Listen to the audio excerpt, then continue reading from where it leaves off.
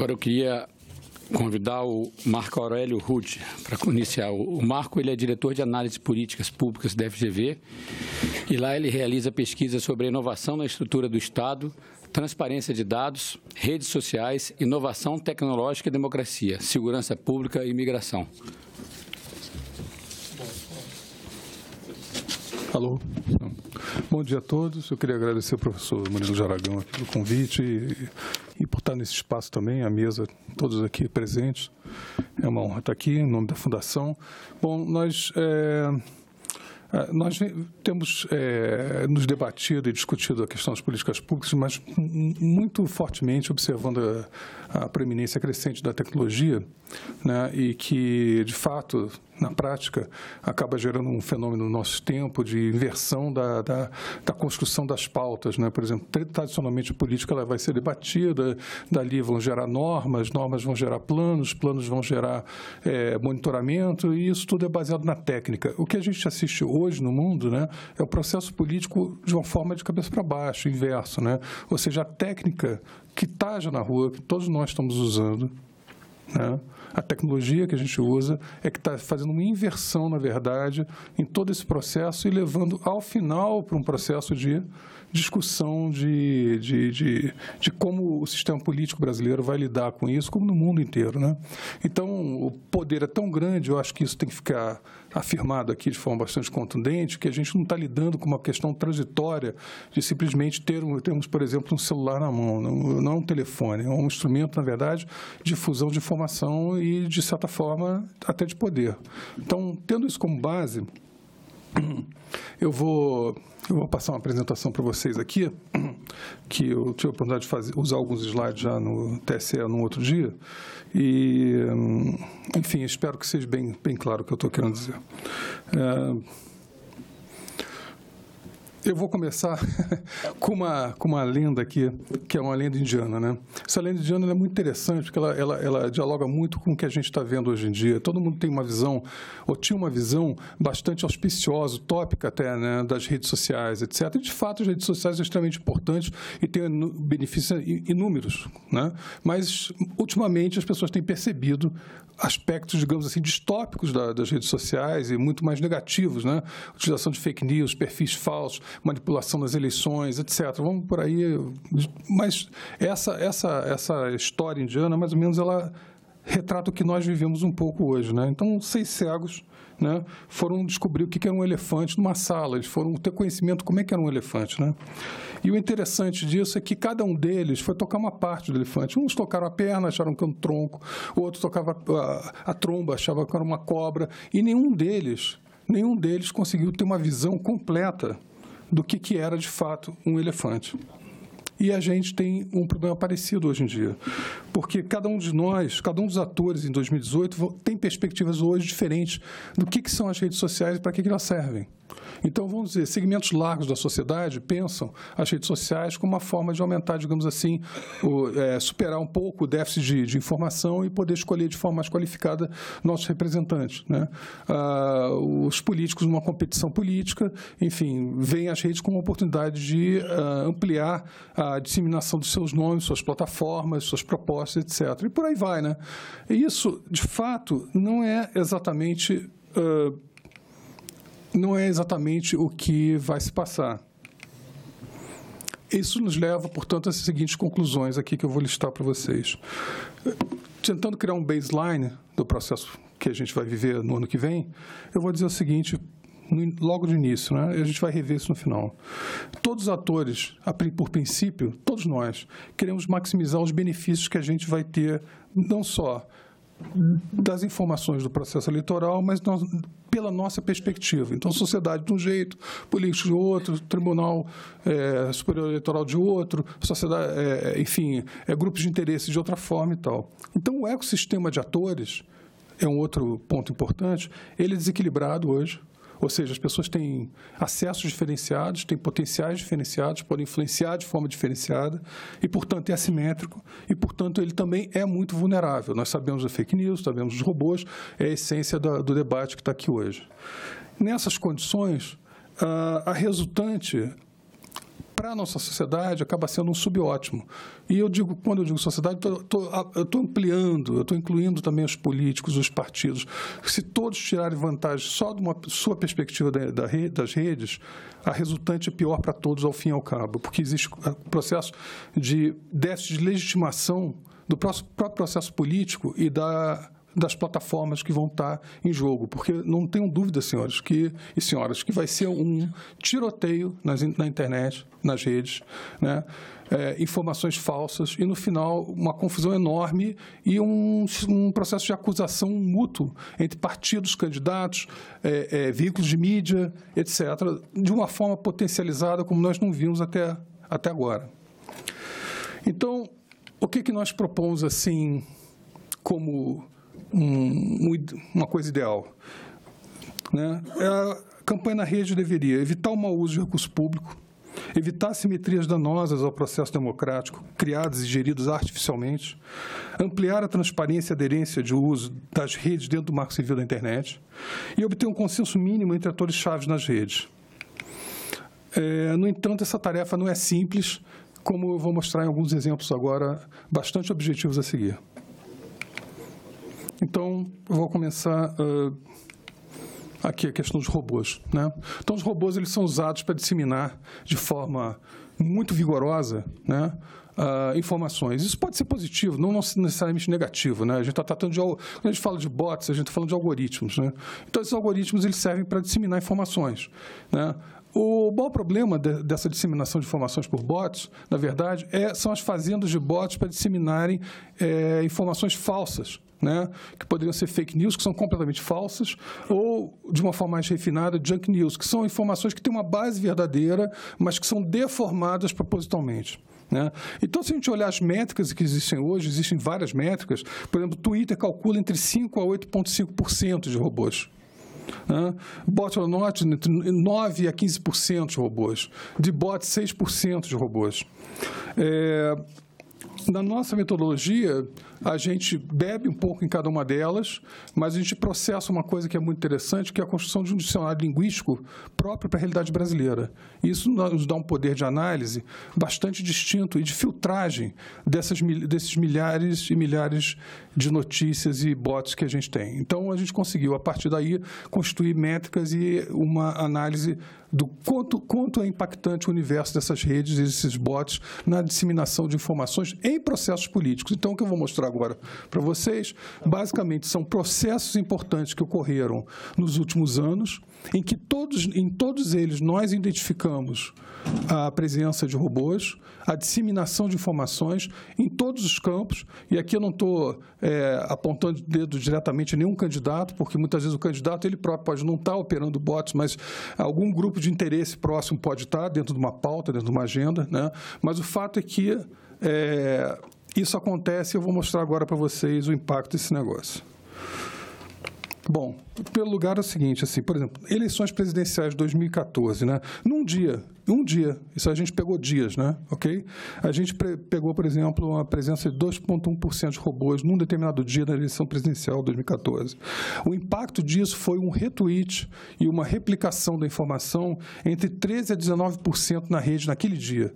Isso é uma distorção bastante significativa no conjunto das informações que circularam naquele dia. A mesma coisa no processo de impeachment, por exemplo, né? 2,32%. Num determinado dia da discussão que durou meses sobre impeachment, a gente pegou 2,32% de bots com impacto de 16% a 21%.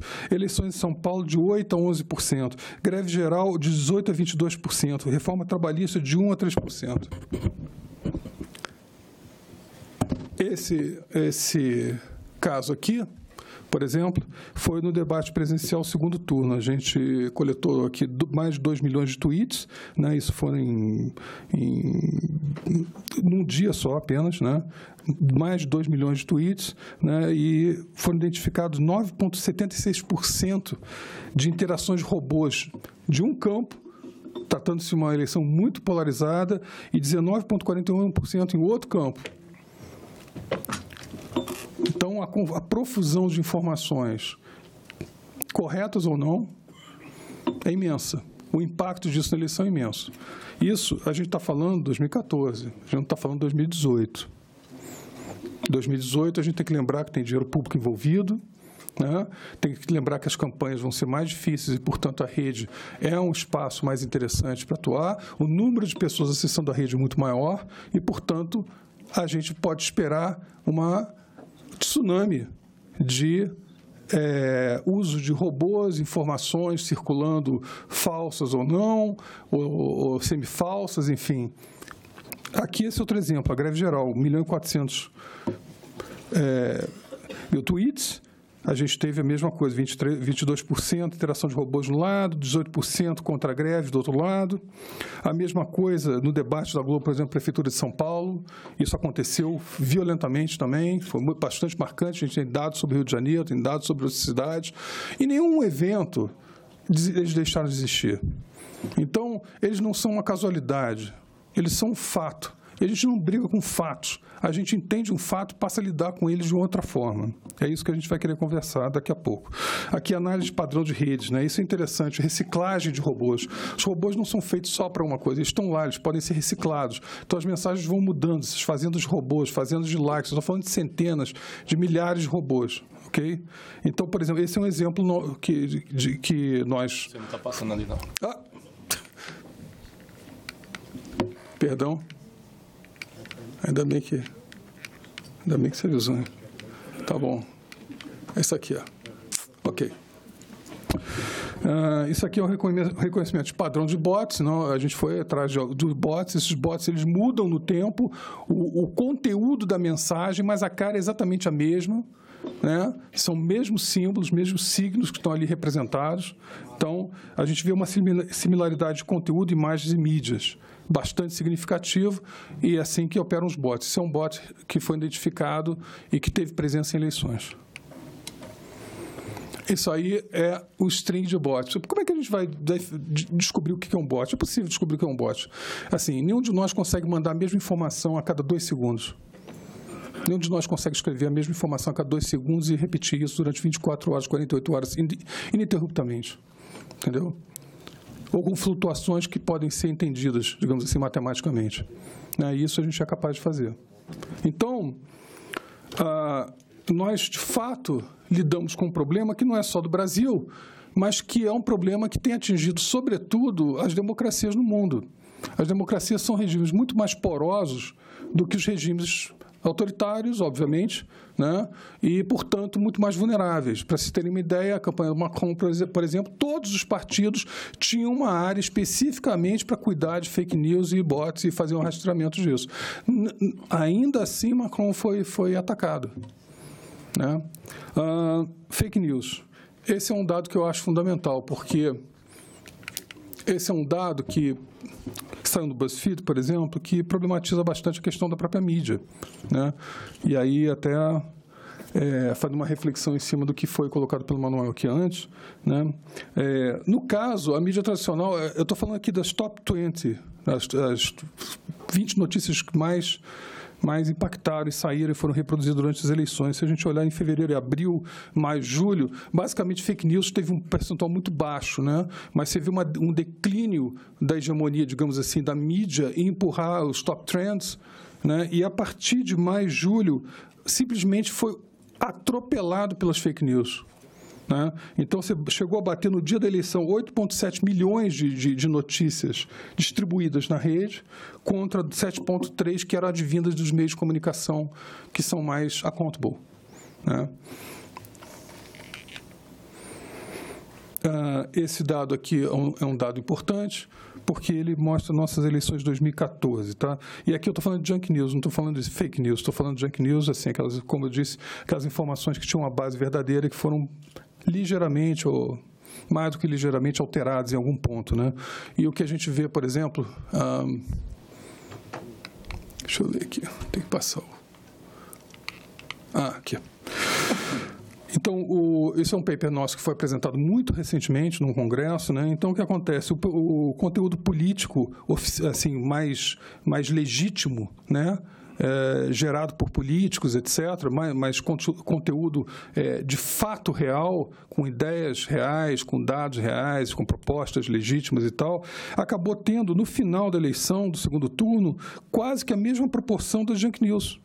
Então, a gente está falando aqui de 36,897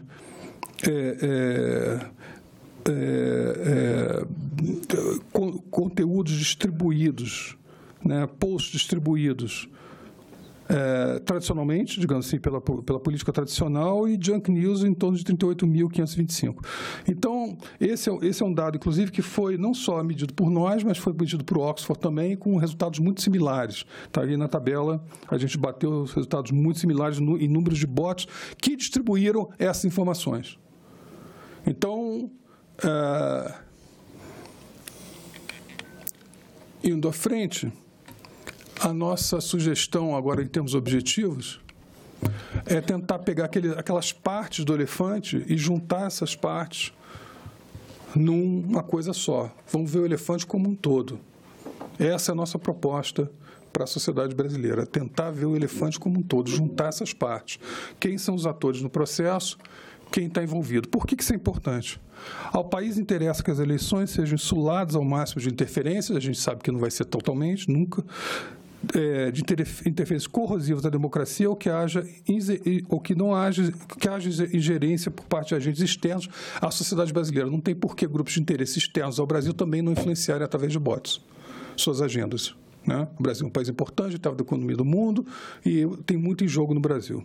Bom, segundo ponto, ao TSE, por exemplo, interessa acompanhar e dar transparência às boas práticas e ao uso de recursos públicos para redes sociais, além de coibir bots maliciosos e fake news. A representação política interessa uma campanha o mais republicana possível nas redes, em consonância com princípios democráticos, éticos, legais para todos os concorrentes. Então, na verdade, a nossa visão, basicamente, é que a gente tem um sistema, a gente tem 4 grandes atores nesse processo, que eu poderia dizer, a sociedade como um todo, né, uma coisa, enfim, bastante ampla, né? Nós temos os atores políticos, basicamente partidos políticos, candidatos, grupos de interesse, absolutamente legítimo. Nós temos as redes sociais, que tem uma parte importante nisso, eu concordo com o que foi dito anteriormente aqui. Eles têm que ser chamados para conversar, não acho que eles deveriam ser regulados, mas acho que eles deveriam ser chamados para conversar. Interessa para eles um processo de cooperação, porque é uma forma de evitar uma futura regulação em vários países, né? E o próprio TSE tem uma participação fundamental nesse processo, isso é um sistema, isso tem que ser integrado, isso tem que ser accountable. A saída que nós temos é fazer o processo mais transparente possível. E eu acho que isso é factível na medida em que a gente tem recursos públicos, né? Essa transparência ficou meio pequena, não sei se vocês conseguem ver, mas eu vou tentar ler, né? O que seria um like, né? Seria bacana. Um debate público qualificado, um ecossistema digital saudável, uma campanha republicana e uma lisura no processo político eleitoral no uso de recursos públicos, o que não seria legal, né? Manipulação do debate público, ecossistema digital distorcido, campanha de desinformação, interferências ilegítimas e mau uso de recurso público. Agora, como é que se faz isso?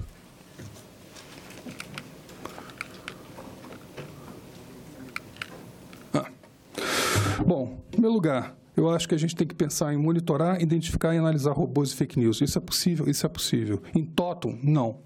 Mas é possível em boa parte. E é possível dar transparência disso à sociedade civil. E é possível saber qual é os grupamentos de informação que estão transitando e o que eles estão buscando atingir. Essa transparência é fundamental e isso pode ser feito para a sociedade civil consultar de várias formas. A segunda coisa, talvez eu acho que seja mais importante, seria o estabelecimento de parâmetros de transparência e checagem pública desses sites, das URLs, dos apps e dos mecanismos de disseminação. Por exemplo, o TSE pode ofertar para consulta, né, e uma API para consulta e cadastro de bots pública e que os candidatos dariam seus parâmetros básicos para qualquer um poder verificar seus perfis e de que forma isso está sendo utilizado e como é que os robôs estão sendo utilizados, né? Partindo do pressuposto que ninguém vai deixar de usar robô de alguma forma.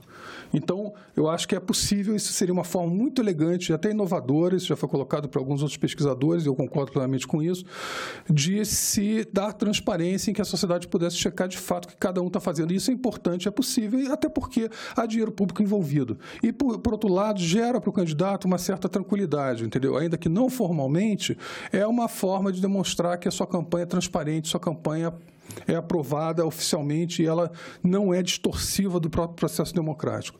Então, isso eu acho que é uma coisa importante. E a última coisa é a organização e integração de stakeholders, não só entre o tribunal e os partidos, né, mas também entre aqueles que vão prover informação de apoio aos partidos e ao tribunal. É muito importante uma integração para que se não tenha uma cacofonia de dados, né, por vezes, eventualmente, até contraditórios por conta de metodologias distintas que atrapalham o próprio processo de aferição. Então, acho que a saída para esse processo do ano que vem, e eu acho que o mundo está olhando o Brasil como um grande case, né, é a ampliação da transparência, mas isso implica, né, em trazer também o elemento político, né, o agente político para dentro de um sistema de accountability da sua própria campanha.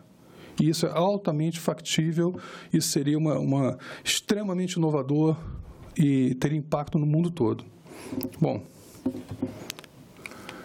é isso aí.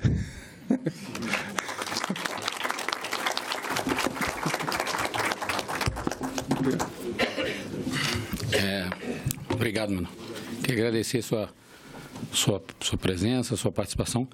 E muito interessante esse dado do valor que as grandes empresas de mídia, no caso, gastariam para combater, né, fake news. É uma informação importante. Quem sabe a gente tentaria, em algum momento, trabalhar isso. Muito obrigado, viu? Gostaria de chamar agora o Márcio Novaes. O Márcio, em primeiro lugar, é meu amigo pessoal, pessoa que eu prezo muito, aqui em Brasília, muito reconhecida no setor e muito respeitada. É jornalista, advogado, é presidente da Associação Brasileira de Rádio e Televisão, Abratel, e foi membro do Conselho de Comunicação Social do Congresso Nacional e deixou saudades por aqui, viu? Obrigado, saudades.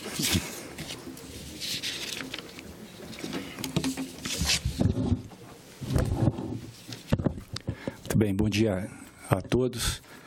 Primeiro, agradecer ao presidente do Conselho, Murilo Aragão, pelo convite e principalmente pela iniciativa de um debate tão atual e tão importante quanto esse.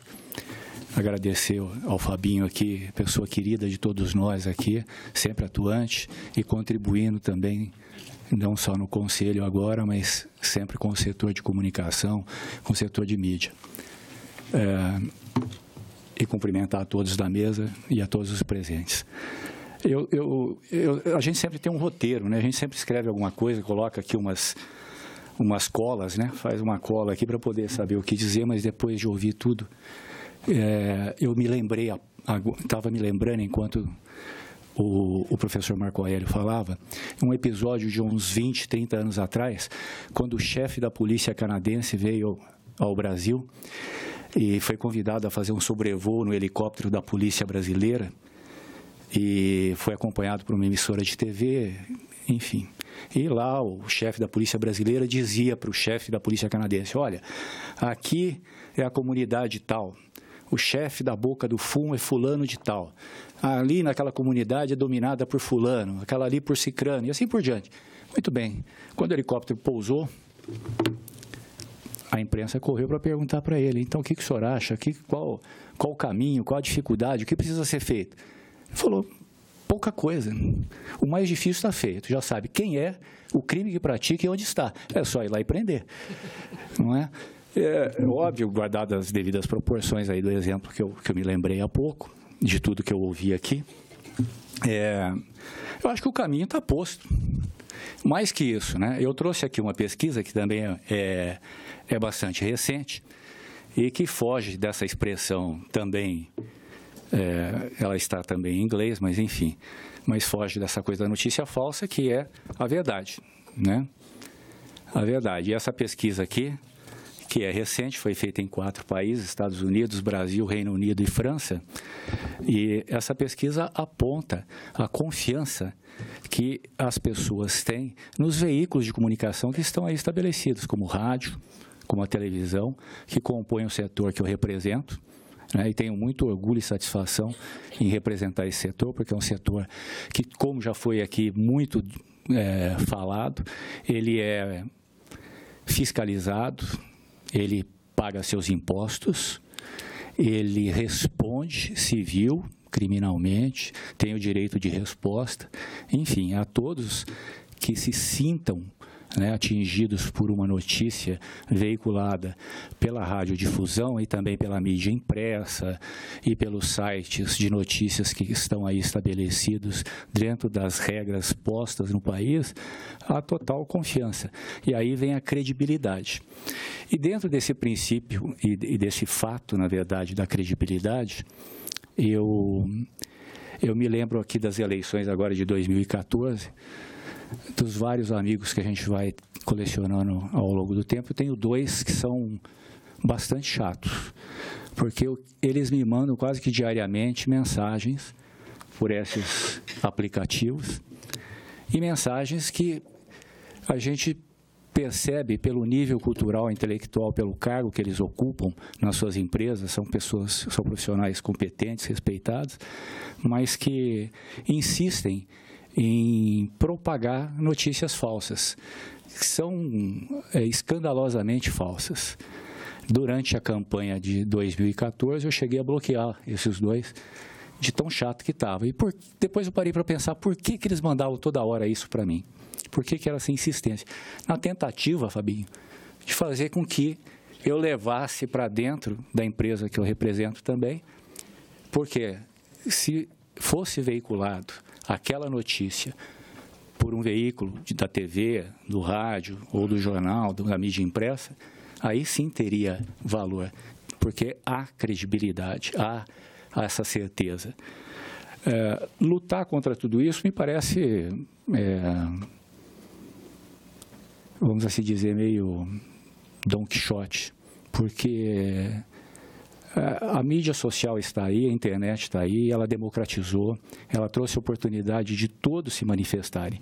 Óbvio que dentro dos que se manifestam, há aqueles que são mal intencionados e aqueles que são ignorantes por natureza também, né? Que a gente tem que perdoar porque tem a sua ignorância, a sua dose de ignorância e não é tanto pela maldade, né?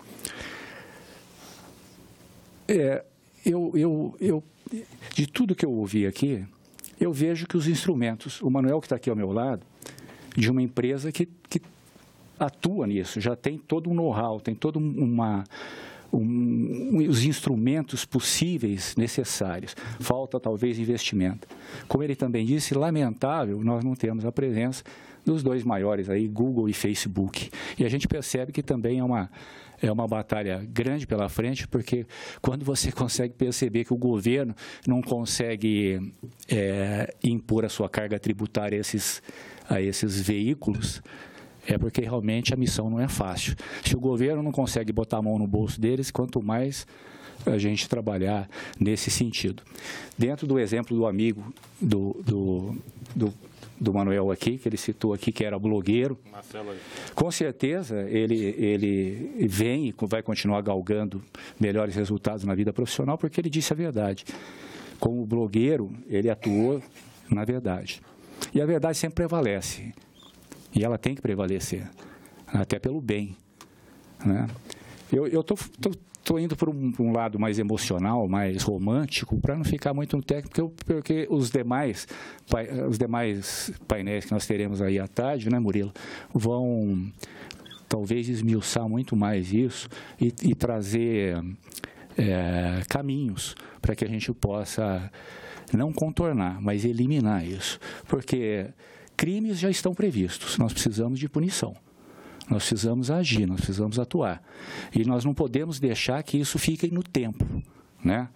Nós tivemos aqui a oportunidade de ouvir o Rodrigo, que produziu um documentário maravilhoso, muito bem feito, e eu aproveito a oportunidade para parabenizar aqui pessoalmente pela produção. E E o Rodrigo também citou aqui 2 episódios, a Guerra dos Mundos e depois a nossa Guerra dos Mundos, aqui mais recentemente, durante o período do regime militar. Nós tivemos aqui também, aliás, temos ele ainda atuando, mas nós tivemos aqui um procurador da República que fazia também um jogo que não era muito diferente disso. Basta buscar na memória, aí, há 20 anos atrás, ou um pouco menos, ele oferecia denúncias à torto e à direito, e denúncias essas que eram produzidas por pessoas interessadas, mas antes disso ele procurava algum veículo de imprensa e, entre aspas, ele vazava aquilo, certo, para a imprensa. Aí era publicado com manchete, ele pegava aquela manchete, aquela entrevista e usava aquilo como prova para denúncia. Isso é um crime bárbaro, que continua acontecendo também. Então a gente precisa punir exemplarmente. Esta casa, o Congresso Nacional, e também parabenizo o senador Eunício, presidente do Senado e, consequentemente, presidente do Congresso Nacional, e, ao mesmo tempo, na sua pessoa, Murilo, essa responsabilidade para que se caminhe, não fique apenas nos debates, nas conversas, nos seminários, nos congressos, para que a gente reúna todas essas informações, todos esses subsídios, para que a gente possa tomar medidas. Porque o tempo vai passando, e tudo vai ficando como história do passado. E esses exemplos não podem ser simplesmente ditos como foi assim. Esse que eu acabei de contar foi assim. E nada aconteceu, não houve punição. O Tribunal Superior Eleitoral, a Justiça Eleitoral, já vem punindo as pessoas que maldosamente ou de alguma maneira atuam em seu benefício, na sua eleição, e elas são punidas até mesmo para ressarcir os cofres públicos. A responsabilidade civil dos agentes públicos é extremamente necessária. Mecanismos também já existem. Basta que haja também fiscalização e punição. Por isso eu repito, eu fiquei pensando no que falar e me lembrei desse episódio do chefe da polícia canadense, né? Os mecanismos estão postos, né? Eu acredito que até o fim do dia outros mecanismos, outros exemplos, outras propostas vão surgir. Acho que a partir daí, atuação. É sair do papel e ir para a prática, com os instrumentos que já existem e aqueles que não existem, que sejam propostos, que sejam votados, aprovados democraticamente, com muito debate, obviamente, para garantir a democracia, até porque o título deste seminário é Notícias Falsas e Democracia, e eu sempre procuro me corrigir, porque eu detesto essas expressões em inglês, né? Para mim são um pouco antipáticas, até porque nossa língua é bastante rica e nós temos cultura suficiente para poder entender essas coisas.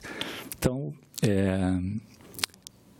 eu encerro, mais uma vez, parabenizando e destacando a importância, a responsabilidade que o Conselho e também o Congresso Nacional têm e terão pela frente, eu espero que em curto espaço de tempo, para que a gente possa amenizar os impactos na próxima eleição do ano de 2018 e não só nas eleições, mas também em respeito à moral, à vida, à intimidade de cada um, porque a Constituição é muito sábia, né? A liberdade de expressão é garantida, mas também é vedado o anonimato.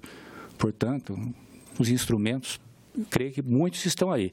É partir para botar tudo em prática. E podem ter certeza que dentro do setor que eu represento, que é a radiodifusão, que são os veículos rádio, televisão, com certeza continuarão seu trabalho, investindo alto, gastando todo o dinheiro para levar a todos uma informação correta, séria e, mais que isso, confiável.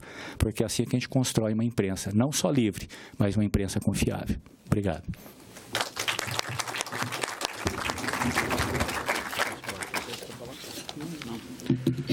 Márcio, muito obrigado. Realmente, essa característica que você falou das empresas de radiodifusão, a gente tem que valorizar, né? São empresas que tomam muito cuidado com a informação, com a origem da informação, buscam e checam antes de levar ao ar. E isso é uma qualidade da radiodifusão brasileira que a gente queria valorizar. E as sugestões que estão saindo daqui, né, presidente, com certeza vão ser compiladas e a gente vai levar ao Congresso para ver se a gente pode sugerir em alguns projetos de lei que já existem, acrescentar algumas coisas para a gente tentar fazer uma sintonia fina, que esse tema fique cada vez melhor dentro do Congresso Nacional. Eu queria agradecer ao presidente Murilo pela participação de mediar esse painel, agradecer aos palestrantes, muito obrigado pela presença de cada um, e convidar agora o conselheiro Miguel Matos para conduzir o segundo painel.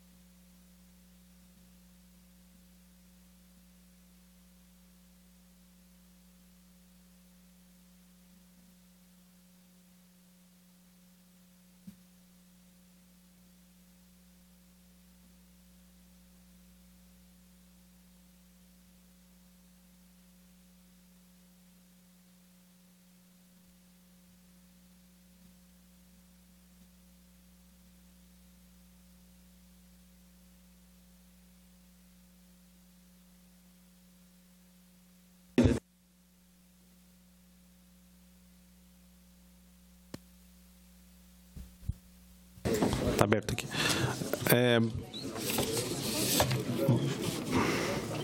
Bom dia a todos. Boa tarde já, na verdade. Agora nós vamos começar o segundo painel, que é Desafios e Limites do Combate às Fake News. Convido para compor a mesa os palestrantes desse painel, o Dr. Frederico Memberg Serói, presidente do Instituto Brasileiro de Direito Digital, a senhora Patrícia Blanco, presidente do Instituto Palavra Aberta e conselheira do Conselho de Comunicação Social do Congresso Nacional, o senhor Guilherme Alpendre, representante da ABRAGE, Associação Brasileira de Jornalismo Investigativo, e o senhor Luiz Roberto Antonic, representante da ABERT, Associação Brasileira de Emissoras de Rádio e Televisão.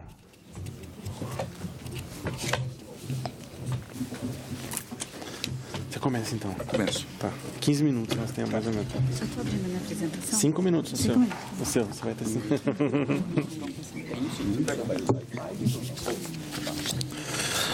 Antonic. Tudo bem? Tudo bem? Tudo bem? Senta aqui. Já está aí sua apresentação? Está tudo certo? Ainda não. Tá. Presidente.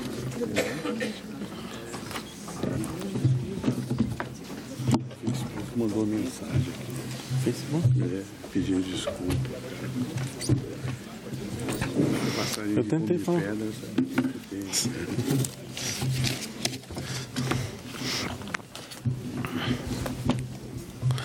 Tá aí, a apresentação tá aí?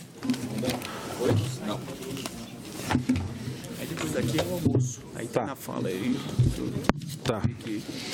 Você define um horário para retorno, que se não me engano são 14h30 ou 14h45. É. Agradeço. Tá. Pausa do almoço. Tá. Aí Do almoço depois 14h45. Tá. O acesso É livre, tem alguns lugares que a pessoa tem que passar pela portaria para se identificar. Deu certo a apresentação? É livre, ele é público. Conseguiu colocar o meu aí? Tá. Tá certo? Bom, eu convido para a abertura desse painel o Dr. Frederico Memberg, que é promotor de justiça do Ministério Público aqui do Distrito Federal e Territórios e coordenador da Comissão de Proteção dos Dados Pessoais e presidente do Instituto Brasileiro de Direito Digital.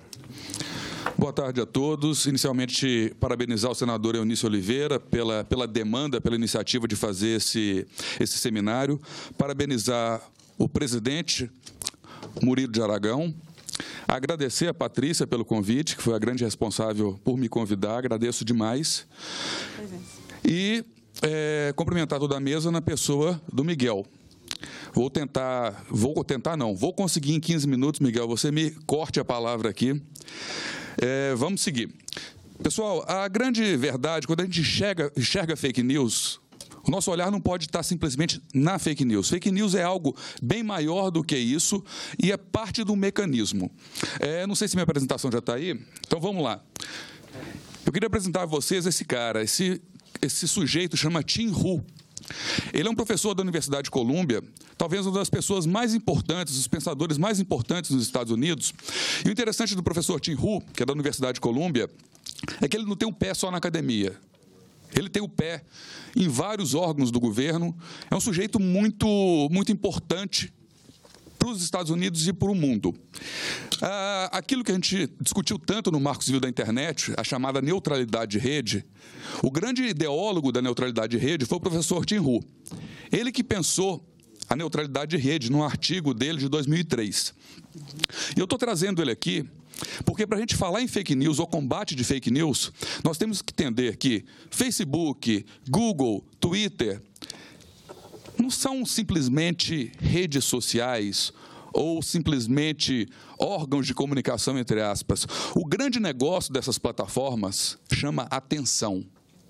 O Tim Hu, ele tem um livro que chama Os Comerciantes da Atenção. A luta épica para entrar na nossa cabeça. Então, basicamente, o que as redes sociais fazem, como elas monetizam, tem a ver com a nossa atenção. Fake news é uma parcela disso, da busca da nossa atenção. Alguns dos senhores já devem ter lido, foi uma reportagem do jornal The Guardian, que ele tinha o título Nossas Mentes Podem Ser Sequestradas, tratando exatamente disso, da atenção. E, na prática, essa reportagem, ela entrevista o engenheiro do Facebook, que já saiu, que inventou o like, a pessoa que inventou aquela atualização. Quando a gente atualiza e-mail, quando a gente atualiza um feed de notícias. E, basicamente, a conclusão do The Guardian é o seguinte: nós temos na nossa mão uma máquina de viciar. Nós somos uma nação ou um mundo viciados em tecnologia.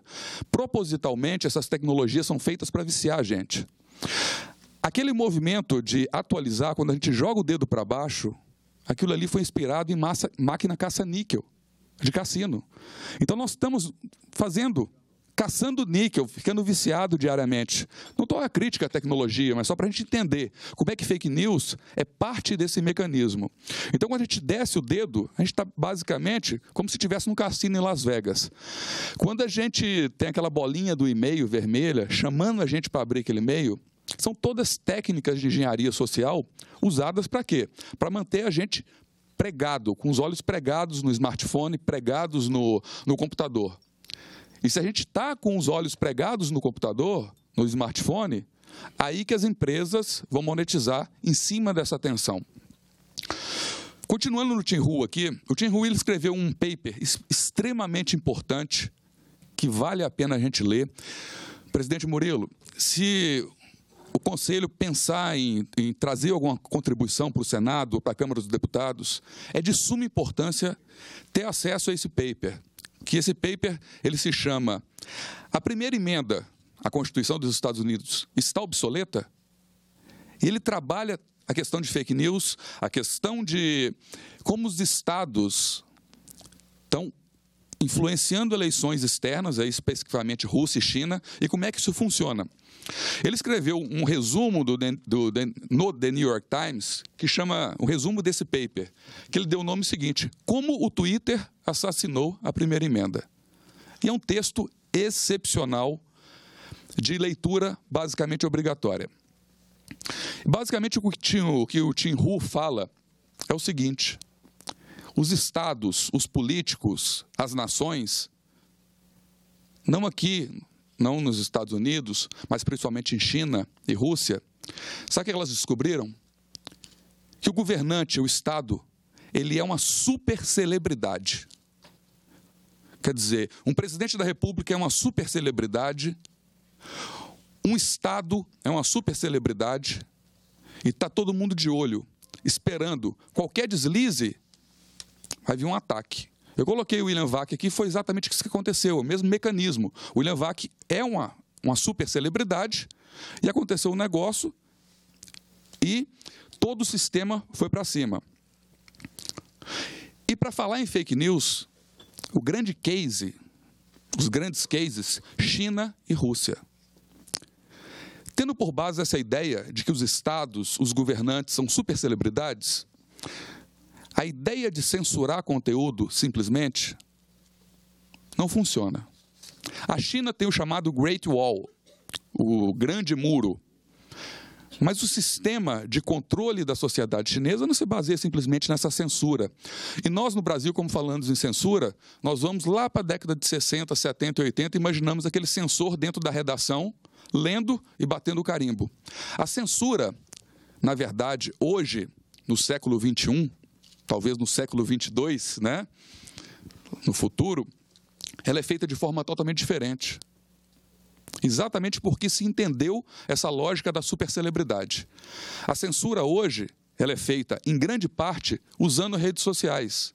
Então você tem, na verdade, exércitos, não simplesmente de bots, mas exércitos mesmo de pessoas, muitas vezes terceirizadas, que vão para cima do inimigo político. Pode ser de um candidato, pode ser de um governante. E esse inimigo, ele vai ser vítima de chantagem, ele vai ser vítima de ataques pessoais. E é assim que se funciona a censura do século XXI. Não mais simplesmente com aquela bloqueio de conteúdo. Por isso que a ideia simplesmente de bloquear fake news ou criar sistemas de filtros resolve em parte. Mas não é só isso que vai resolver. Basta nós imaginarmos, na eleição do ano que vem, um candidato que vai subir um conteúdo. Ele sobe um conteúdo todo dia, às 4 horas da tarde. Se antes desse conteúdo subir, um exército digital do candidato adversário começar a denunciar aquele conteúdo na plataforma, aquele conteúdo provavelmente não vai subir.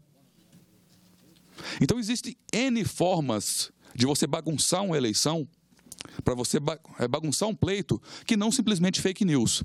Por isso que eu estou tentando tirar simplesmente o foco aqui em fake news e mostrar que existe um arsenal, ferramentas, na verdade, é o que Tim Hu fala, ferramentas para influenciar eleições. O Putin, ele virou o grande mestre de influenciar eleições externas. Fake news era algo identificado há mais de 5, 6 anos. Fake news nas redes sociais. Fake news sempre existiu no mundo. Mas nas redes sociais, mas era algo restrito, em parte, Patrícia. A Rússia, a China, então não era problema nosso, ocidentais.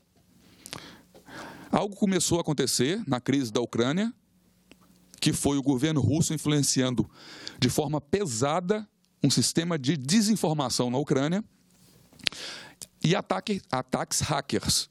É outra coisa, presidente, que não se pode também esquecer. Parte da bagunça da eleição da Hillary e do Trump tem a ver com parte em fake news e parte ataques hackers. Não podemos esquecer que o Comitê Democrata ele foi atacado e e-mails foram vazados dos democratas. Isso tudo para bagunçar a eleição. Então, fake news vai ter um papel nas eleições nossas? Com certeza terá. Mas ataques hackers também vão ter. Segurança cibernética é algo que nós temos que pensar seriamente. E uma coisa que aconteceu na Rússia, hoje, o controle estatal, ele é feito em parte por terceirização. Você não tem simplesmente o Estado russo ou a antiga KGB, né, que hoje chama FSB, atuando. Você tem um exército de terceirizados. Você tem um grupo de motoqueiros, por exemplo, na Rússia, que faz esse trabalho terceirizado de força. E você tem um exército de hackers que fazem esse serviço também, tanto interno quanto externo, de desestabilização de nações inimigas ou de candidatos inimigos. E a coisa começa a tomar ares ocidentais com a eleição do Trump, que o mundo começa a ver com preocupação a questão de fake news, hackeamento de campanhas, e que se começa a analisar o que aconteceu na eleição do Trump. E descobre-se o quê? O referendo na Inglaterra, algo muito parecido tinha acontecido. E não tinha sido identificado ainda com clareza. Mas houve influenciamento de países estrangeiros bancando para um sistema de desinformação no referendo inglês. Trump, eu acho que alguns dos senhores acompanharam, acho que a maioria acompanhou, o clima em Washington mudou totalmente. A gestão Obama, as empresas do Vale do Silício eram basicamente heroínas que representavam o empreendedorismo americano. E pós a eleição do Trump, na visão dos políticos, parte dessas empresas viraram as grandes vilãs da democracia. Tanto é que alguns dos senhores acompanharam a inquirição dessas empresas no Congresso americano. E, em parte, esse clima ruim, ele está contaminando isso. Em parte, eu vou mostrar para os senhores por falta de cooperação em grande escala. E o que fazer? Miguel, o que fazer? Eu acho que o grande case que nós podemos nos inspirarmos chama eleição francesa e eleição alemã. O Macron, na França, já sabedor ou já entendendo esse mecanismo de influência de governos estrangeiros na democracia de determinado país, eles criaram comitês falsos. Alguns dos senhores acompanharam ou estudaram isso, eu sou um grande fã de Segunda Guerra Mundial. No dia D, o que aconteceu? Para o desembarque dos aliados. Se criou todo um exército falso, né, com tanques infláveis, porque aviões alemães sobrevoavam, tiravam fotos e falavam, olha, o desembarque vai ser em tal local. E era tudo falso. O Macron, na França, ele fez isso. Ele criou comitês falsos, com servidores falsos, com e-mails falsos, para combater fake news e ataques.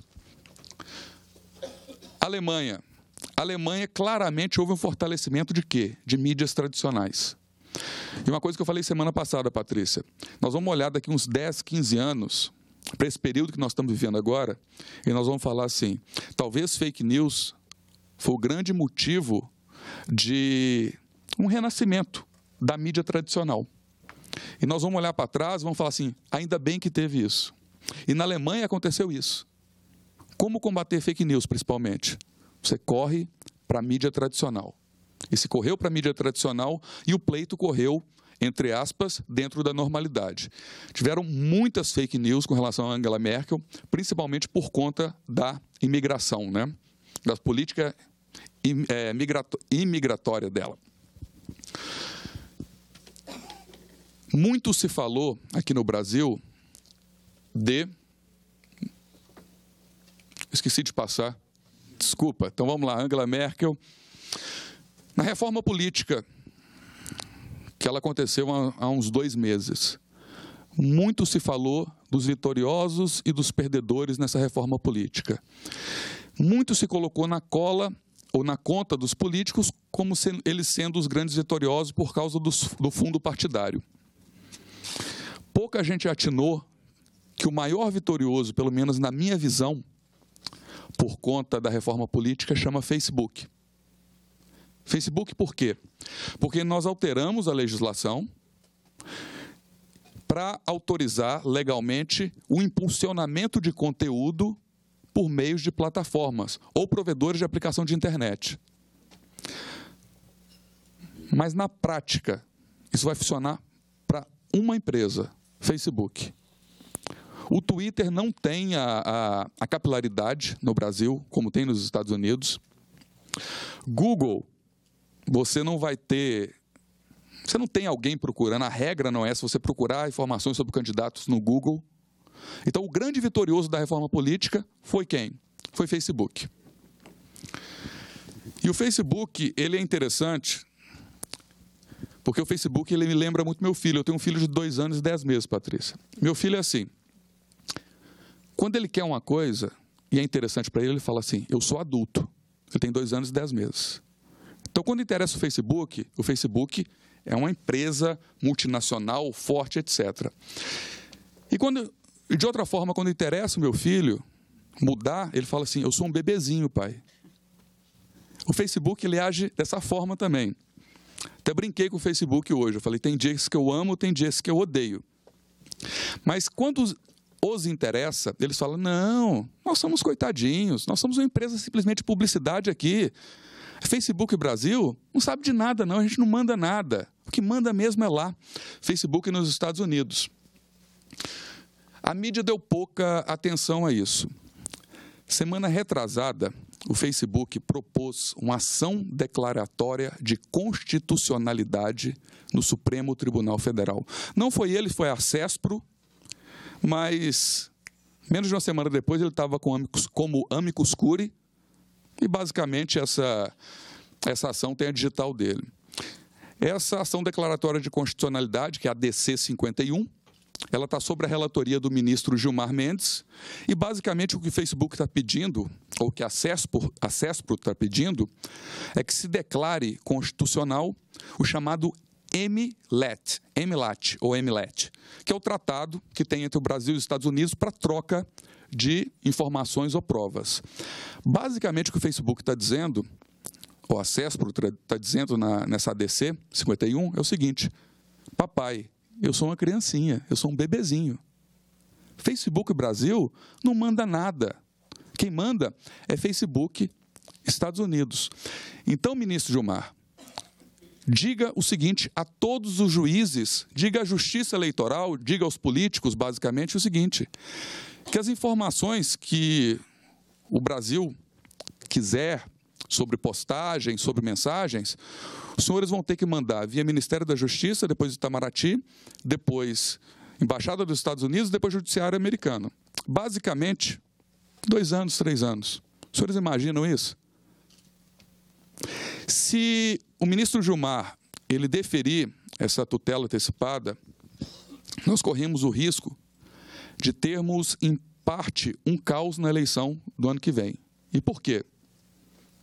Qual é a situação hoje da Microsoft com relação a cumprimento de ordens judiciais, tanto de justiça eleitoral e etc.? Cumpre integralmente. E é interessantíssimo porque o Skype, que é da Microsoft, tem um funcionamento muito parecido, quando se fala em requisição de ordens judiciais, parecido com o WhatsApp. E mesmo assim eles cumprem as ordens judiciais, obviamente de conteúdo não. Na prática, Microsoft cumpre o Marco Civil da Internet. Na prática, Microsoft cumpre a legislação brasileira.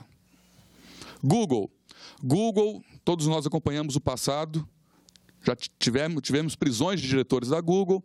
Na prática, hoje, Google cumpre a legislação brasileira. Twitter, a mesma coisa, mas ele não cumpre, não quer cumprir. E nessa ADC, Ação Declaratória de Constitucionalidade, o grande risco dela é o seguinte, é o ministro Gilmar, ele dá essa medida cautelar, presidente Murilo, e todas as outras empresas seguirem. Então, nas eleições do ano que vem, o risco que nós temos é o seguinte, a Justiça Eleitoral ou um candidato ou coligação venha com a ordem judicial para retirada de conteúdo, ou mesmo para identificação de usuário, ou mesmo para conteúdo de mensagens, e as empresas todas digam, não, nós vamos cumprir agora o MLAT, nós vamos cumprir agora a legislação americana. Por isso que eu estou alertando aqui o risco ou a bomba relógio que é essa ação declaratória de constitucionalidade. E se nós formos ao site do STF, essa ação foi proposta tem 2 semanas. Está numa fase de quê? De intimação de quem? Olha que pertinente, presidente Murilo. Intimação do Congresso Nacional. Aí a importância extrema deste Conselho de produzir, se assim for interessante, Patrícia, algo para subsidiar o presidente Eunício Oliveira, para subsidiar o Congresso Nacional, para mostrar o tamanho desse problema e o tamanho que esse problema pode tomar nas eleições do ano que vem. Retirada de conteúdo, simplesmente. Eu comecei falando do Tim Hu, da Universidade de Colômbia, e eu queria trazer algo aqui. A Bia, que está ali no fundo, a gente só ouve isso, né, Bia? Tem 10 anos que a gente fala isso ou ouve isso. E o risco que é simplesmente atacar fake news. Os senhores já ouviram falar do efeito Barbra Streisand? O efeito Barbra Streisand talvez seja uma das coisas mais importantes que nós temos ao lidar com o mundo online. Uma coisa que eu brinco, o mundo online, ele funciona ao contrário do mundo offline. Parece aquela série Stranger Things, né? Tem um mundo paralelo e tem um mundo, é o mundo invertido. Grande parte do que funciona no mundo offline vai funcionar exatamente o contrário no mundo online. Miguel, como é que está o tempo aí? Vai me avisando. Pode caçar a palavra do Ministério. Pode, deve. Então, o que acontece? Só dando um exemplo. Há mais ou menos uns 3 anos, algumas meninas no Rio Grande do Sul, da cidade pequenininha do Rio Grande do Sul, fotos de nudes delas nuas, começaram a vincular em grupos de WhatsApp. Se isso fosse no mundo offline, qual que seria a primeira providência a tomar? Pressionar as autoridades, procurar a mídia, etc. Elas tomaram essas providências com foco no mundo offline. O que aconteceu? Viralização de conteúdo. As fotos dessas meninas que estavam restritas à cidadezinha do interior do Rio Grande do Sul explodiram, viralizaram. Fake news. O cuidado que a gente tem que ter com fake news. Quando fake news é algo identificado, daí a importância da ADC 51. Isso aqui é uma fazenda produtora de fake news. Isso aqui é o meu candidato, o inimigo produzindo fake news. Ótimo, vamos na fonte, vamos derrubar isso. Agora, a ideia de derrubar fake news localmente, uma fake news, não gostei, derruba, corre o risco de gerar o chamado efeito Barbra Streisand, inspirado na atriz e cantora Barbra Streisand. O que aconteceu nos anos 2000?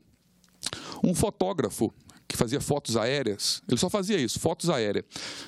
Ele sobrevoou a mansão da Barbra Streisand em Malibu e tirou uma foto da mansão. Botou no site dele.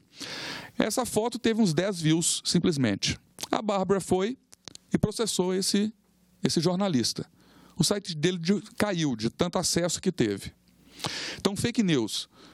Nós temos que pensar que é um risco também o bater, simplesmente por bater, e isso viralizar.